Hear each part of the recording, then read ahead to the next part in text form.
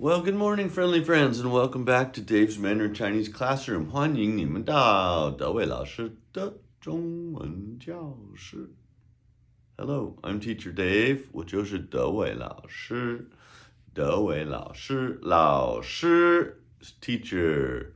德伟 is the name that my teacher gave me instead of 大卫.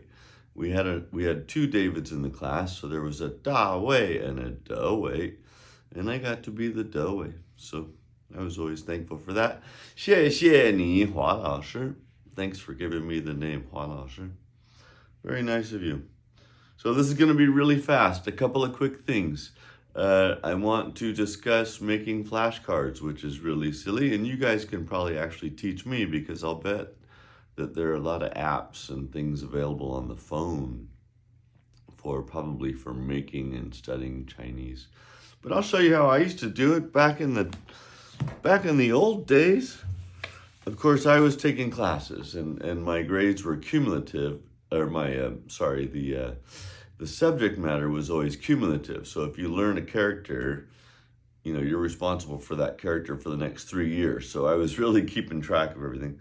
But here's what I would do. So here's lesson 1. Word number 1, 你, right? So remember, on our flashcards, we always want to go from English to Chinese. It's easy. Your brain has all sorts of ways of cheating and cutting corners. And I found that the best way to really memorize these things is to go from English language to Chinese language. So what I would do, since I was keeping track of everything, I was super anal about it, I would say, chapter 1. Number 1, 你. So I would put you, right, on one side, chapter 1, number 1, you. And then I would put the character, and I would put 你. With a big old third tone, something like that. I know I have little dots everywhere making a mess with this pen, but you get the idea. Chapter 1, number 1, you. Page number 2, 你. And for you guys, since if you're not doing the characters, you don't have to try to write the characters. If you do want to write the characters, party people, and you want them to look decent, try to hold your writing implement in a more vertical fashion, for one thing. And another thing, follow the stroke order. Don't cheat. So, go to a YouTube site where they're teaching you characters and follow the stroke order. And you can practice your numbers while you write the strokes, right? 1, 2, 3, 4, 5, 6, 7, 8, 9, 10. And we practiced that last time. Fun, fun, fun. That's lesson 2. What a great segue for chapter 2, huh? But we're not going there yet because we have another pro tip. And this is for, after 2 years of language study, I went to Taiwan for 6 months. And I felt that it was perfect. I felt it was the perfect amount of time. I really had a lot of Chinese under my belt, a lot of vocabulary. But I was just kind of on the diving board in terms of putting it all together and learning some more complex grammar, which was coming in third year Chinese. So it was kind of a good time for me to go to Taiwan. And when I did, I always had a little backpack, as so many of us do, right? And I picked up, and you guys have probably seen this before, I've destroyed 2 of these. I actually stole this one from my wife. But I absolutely destroyed one when I was in Taiwan, and then I bought another one, and I don't know, I destroyed that one in China or whatever. So they kind of fall apart if you bump them around. The little plastic cover cracks, and it slowly falls apart with use, but it's really good. It's a Chinese-English, English-Chinese pinyin dictionary, just kind of the basic deal. What's good about it is it's small, and it is Chinese-English, English-Chinese. It's both ways. So there's a lot of characters in there, party people. Yes, it does.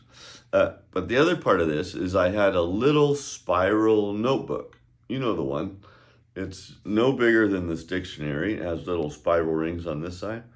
So what I would do is when I was cruising on the bus or walking down the street or talking to somebody or eavesdropping, as I so often did. It's fun to eavesdrop. People don't think you know Chinese. They might be talking about you even, and you can just sit there and go la da da da da and listen to all of it.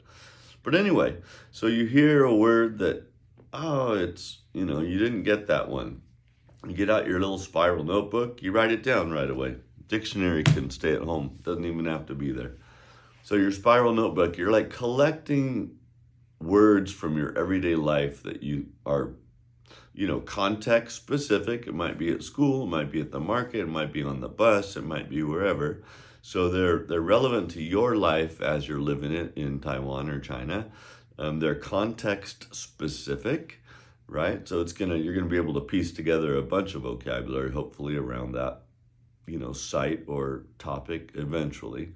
So I would write stuff down, just like da-da-da-da-da, what was that? I don't know. Or I'd see a character that I needed to know and I didn't know what it was. So I'd write it down in my notebook.